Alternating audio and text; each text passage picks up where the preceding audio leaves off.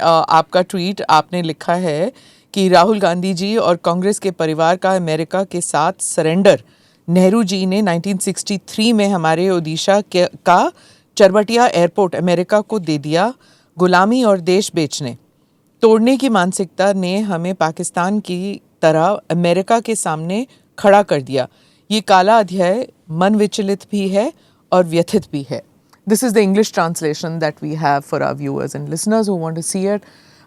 तो ये बताइए ये कौन सा एयरपोर्ट था और ये दस्तावेज आपके पास आए कैसे, इतने पुराने? नहीं, ये दस्तावेज ऐसे नहीं है कि एक्सक्लूसिव दस्तावेज हैं। ये दस्तावेज जो है डी क्लासिफाइड डॉक्यूमेंट है जी, जो यदि थोड़ी कोशिश करें तो आपको मिल जाएगा। और मुझे पढ़ने की आदत है। मैंने मैक्सिमम जो है कोलंबिया यूनिवर्सिटी हो, येल यूनिवर्सिटी हो, सभी के सब्सक्रिप्शन ले रखे हैं। तो रात में जब मैं सोने के लिए जाता हूं तो फिर मैं उसी तरह के रिसर्च में जो है, और ये सारी रिसर्च मेरी खुद की व्यक्तिगत है जी।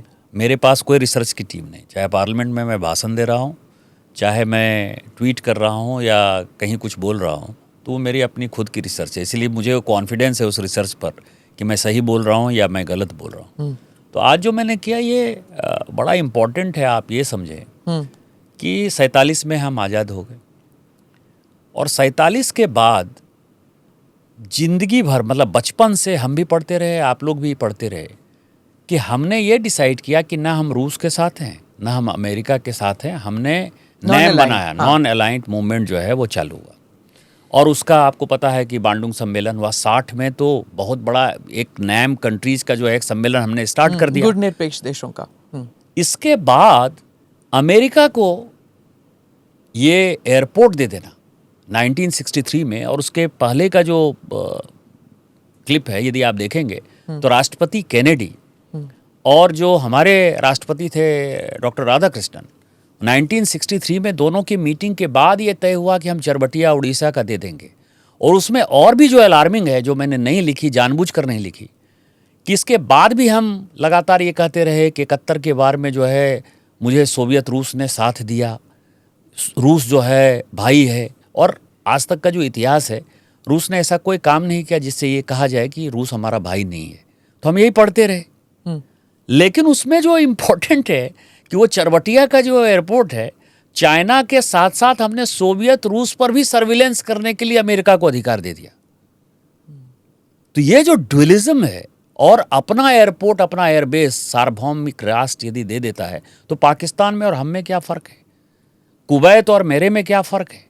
हम तो यही कहते हैं ना कि उनके जो अमेरिका के जो एयरबेस हैं या जगह है उन्होंने बना रखा है। हम तो रिफ्यूलिंग के लिए भी परमिशन नहीं दे रहे थे अमेरिका को। याद है आपको जब वाजपेयी जी प्रधानमंत्री थे तो पार्लियामेंट में बवाल उठा था कि गल्फ वॉर के टाइम में कि हम अमेरिका के जो जहाज़ हैं उन्हें रिफ्यूलिंग भी नहीं अलाउ करेंगे, क्योंकि कैसे कर सकते हैं, हमने कभी अपने एयरबेसेस दिए नहीं हैं अमेरिका को। यहाँ तो एयरपोर्ट ही दे दिया था। यहाँ तो एयरपोर्ट ही दे दिया ना, एयरबेस ही दे दिया ना। यही तो सबसे इम्पोर्टेंट है। और इसके बाद यदि आपको नहीं लगता है कि अमेरिका के आगे सरेंडर करें और जनता के सामने यदि मैं ये नहीं बताऊं तो क्या करूं?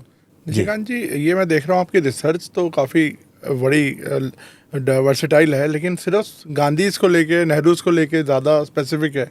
और मैं एक चीज़ पूछ सकता हूँ कि आप बार बार सरेंडर का वर्ड यूज़ करते हैं, क्या ये एक रिवेंज सीरीज़ चल रही है? क्योंकि राहुल गांधी ने बोला कि मोदी साहब ने सरेंडर कर दिया, उसके बाद से मैं देख रहा हूँ आपके सीरीज़ और ट्वीट्स आ रहे हैं, तो क्या ये एक रिवेंज सीरीज़ चल रही है क्या ये? नहीं, जब हम सत्ता में आए ना 2014 में, जब माननीय मोदी जी इस देश के प्रधानमंत्री बने, हमारे साथ क्या मजबूरी है कि हम सोशल मीडिया के ज़माने में जो है सत्ता में, भारतीय जनता पार्टी क्या कर रही है, हमारी सरकार क्या कर रही है, मोदी जी क्या कर रहे हैं, वो स्क्रूटनी में है।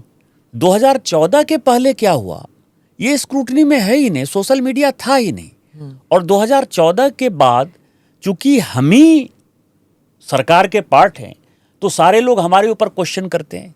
उनको इतिहास पता ही नहीं है कि भारत किस तरह से गुलामी की मानसिकता में था।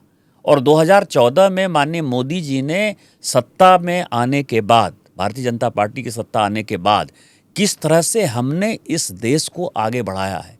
आज चौथी अर्थव्यवस्था हैं हम, और तीसरी अर्थव्यवस्था हम। 27 तो बहुत बड़ा समय है, मुझे लगता है कहीं 2026 के अंत होते होते नहीं हो जाए। तो ये जो स्क्रूटनी है, इस स्क्रूटनी में जनता को जानने का अधिकार है। जब हम सत्ता में आए तो उस वक्त जो एज ग्रुप था, जो वोटर का एज ग्रुप है जो कि हमको वोट करता है, वो 7-8 साल के बच्चे थे।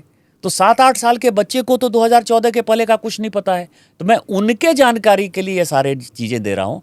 और कांग्रेस तो मरी हुई पार्टी है, उससे क्या रिवेंज लेना। Do subscribe to the ANI Clips channel to get shorter versions of this podcast.